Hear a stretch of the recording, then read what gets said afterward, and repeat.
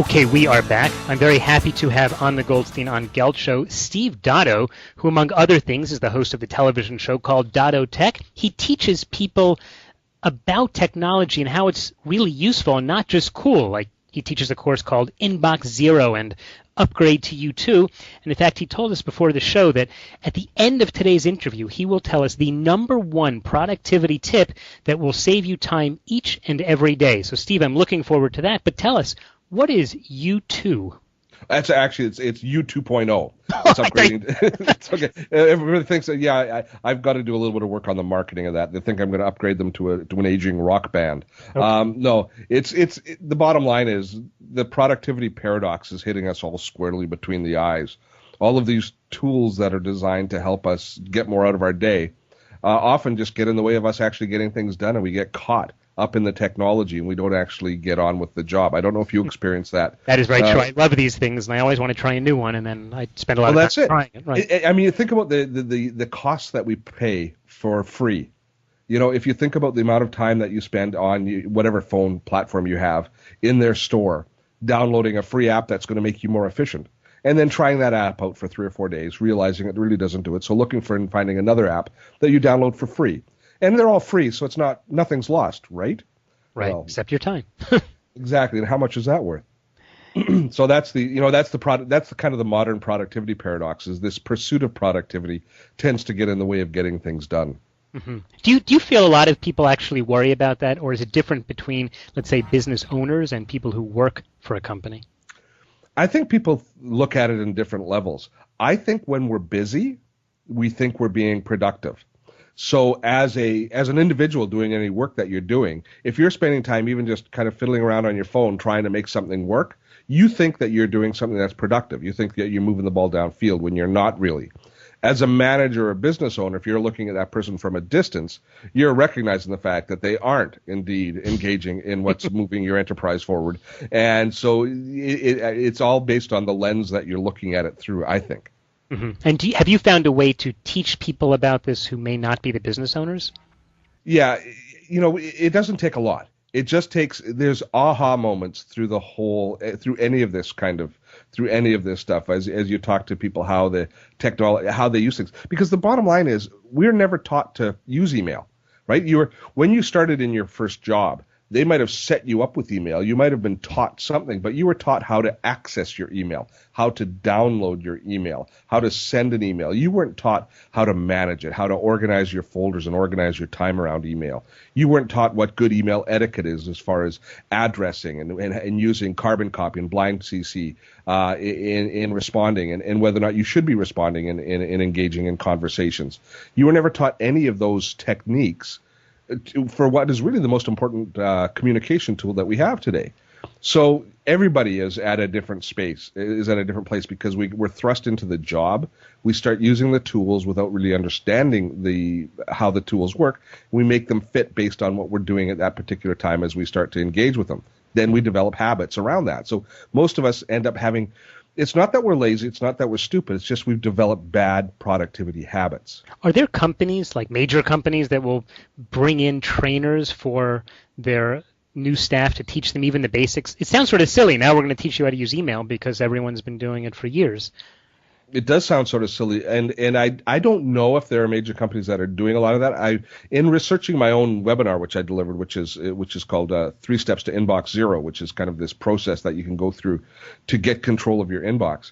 I interviewed and talked to a lot of different productivity specialists, some of whom are engaged on a regular basis and brought into companies to deal with their email culture, kind of overall, because it's not really, training new employees is one thing, but you train new employees coming in, and if you don't change the culture that's existing within that organization, they're going to be trapped into the same conversations that everybody else is. So you really have to look at system wide. But each of us can do it individually as well, though. I mean, you can just choose to be far more efficient, and far more productive, and far more strategic with how you deal with your communications and save yourself time. And that's, at the end of the day, that is going to benefit everybody. Mm-hmm. So what are some of the ways that people like to do that? Well, there's a great book. I don't know if you've ever read the book by Dave Allen, Getting Things Done. Sure. Dave But Allen, by the way, was a guest on the Goldstein on Gelt show a little while back, and I'll do a well, plug. Anyone who wants to hear that interview, go to YouTube and look up Goldstein on Gelt and Dave Allen. It was a fabulous interview. Well, I'll do that myself afterwards because he is kind of the guru of modern productivity, and everybody who follows, everybody who talks about productivity and getting things done in this day and age is a disciple in some way of Dave Allen. He really led the way with some basic, dealing with things responsibly, handling things once as you get them, prioritizing creating a list of priorities, but set against all of his tools is the fact that the technology today can really make a big difference as well. Anybody who's using Gmail as their main email client, most of us are still stuck in the metaphor that's the real world metaphor of putting files inside of folders inside of other folders to create organizational structure so that we can find things later. That's yesterday. Today it's search. Gmail comes from Google. Who are Google? They're the search guys. So if you just archive your email without bothering to put it into any folder at all, you can still find everything. So all of this organization of dragging things in, and a lot of us wait to do, to organize our email because we want to drag things into folders. And then when we're looking for something, we click on folders and we look through folders in digital space as though we're looking through a file folder in physical space, and we spend an inordinate amount of time looking for something. Whereas if you just learn to use search properly, Gmail, you can search everything, find anything in an instant, and have it at your fingertips. So all of the time that we waste, just making everything nice and neat and putting it in file folders instead of just slamming it into archive as you've read it and moving on, that's complete time wasted. Oh man, I'm blushing because I do like things nice and neat. We're talking with Steve Dotto, who is an expert in many things technological. In fact, Steve is going to tell us at the end of this interview the number one productivity tip which will save you time each and every day. In fact, he just told us a good one about not having to file everything away in folders in your email. Steve, actually, the way that you and I originally met is because I watched a video that you did on a program called Asana, which is a web-based project management program. And for years, I've been looking to deal with this. I run, my day job is that I'm an investment advisor. I run a company based in Jerusalem that does investment advisory and financial planning. And we've got everything I realize that we do is some sort of project, whether it's putting together the radio show, even getting a guest onto the Goldstein on Gelt show is a project, and it's got many, many steps. And one thing I liked about Asana, and something that you brought up in the video that I watched that you gave, was how you can break things down into their components and then follow step by step. Doesn't that sometimes seem to be so amazingly large? What I found in doing this is there's a million things to do. How do you coach people to deal with that? It's really about mastering tools. You've obviously taken a step into a little bit of the deeper end with a product like Asana, which, by the way, is an amazing application. Up to 25 users for free. So for most of us, it's a completely free service. It's a completely collaborative tool, meaning that you can create to-do lists or tasks, and you can share them with your team, which it sounds like you do with your team and with your show staff. Right. And then you can assign tasks, you can assign dates. It will email people reminders. It's a great step into the productivity space, which doesn't cost you anything. But just because it's free, echoing what we said at the beginning, means that you have to dive in and you have to start to really explore the tools. Back when I did my TV show, for 15 years, we produced a show showing people how to use technology in Canada. And the first thing that I would do in every app is I would right-click on everything I could find in the app. Right? I want to see what the context-sensitive menus give me, to see what options I have, and that gives me a framework for how to use the tool. I like doing that too, by the way. Well, and many people never do it. Many people only left-click the mouse on everything and only do what they see on the screen, and they don't bother figuring out how to integrate it, how to fit it, how to make this tool work for them. Or they're Macintosh users, which has no right-click. Oh no, we do. Absolutely, we do. Yeah, and the new Macs had right-click for quite a while, and I'm on a Mac right now, and I right-click on everything still. So it's just the mouse is it just knows what side. It doesn't tell you what side by having a big line down the middle. But even before we had the right-click on the Mac, we could option click, which would bring up that context-sensitive menu.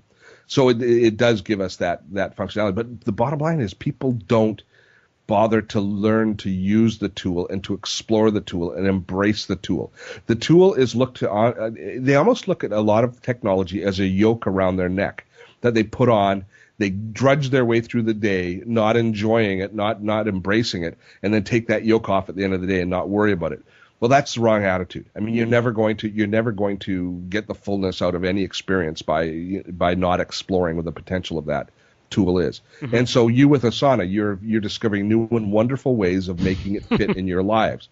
And some people take that same metaphor and then they bring it home and they force their wives to start to use it, things like that. And maybe not so popular, but still, at least they're looking at what the tool can do then and understanding all of the different facets that it brings to the table. Right. That's what's truly amazing. And I think finding the technology as a tool to help you instead of just relying on it, or as you said in the beginning, spending all your time learning how to do it. Steve, we are just about out of time, but we promised people that at the end of the show, which we're just about at the end of the interview, you would share the number one productivity tip that will save people time each and every day. Help us save time. Well, I think the place that we lose the most time every day is email. The number one place that we lose time. And the number one tip that in people, as you said earlier, blush, is they will open an email, they'll look at it, they'll think, I should do something about that. Then they'll close that email and they'll go on to the next email.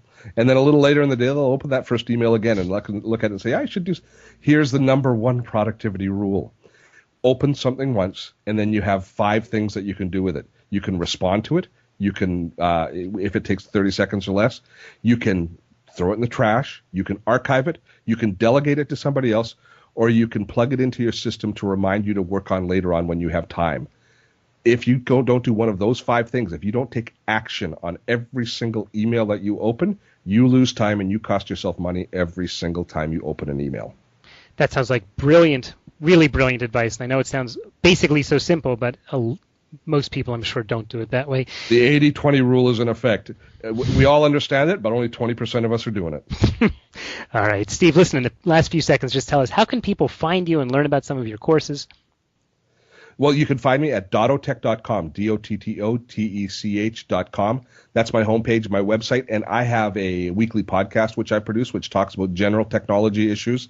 There you can also find, I do free webinars on things like getting control of your email, 3 steps to inbox zero, and one on massive productivity coming up fairly shortly. But go there, look for the dates, sign up, take the free webinars. I teach, usually they're about an hour long, and you can learn some great tips. And out of that, so if you're interested, we teach some courses downstream. But for now, just come sign up for the newsletter and have a look at Dotto Tech. We've got a lot of interesting things happening. Okay, and what we'll do is we will put a link to your website at the show notes at goldsteinongelt.com. Steve Dotto, thanks so much for your time. I appreciate it. You've been listening to the Goldstein on Gelt Show with money maven Doug Goldstein. Doug's weekly radio show is heard around the world, but if you miss it, you can download the podcast at www.goldsteinongelt.com. The Goldstein on Gelt Show gives you up-to-date financial ideas so you can get on the path to financial freedom. If you'd like your questions answered on the air or off, send Doug an email to doug@profile-financial.com. It's your money for your future, so join Doug every week to build your wealth on the Goldstein on Gelt Show.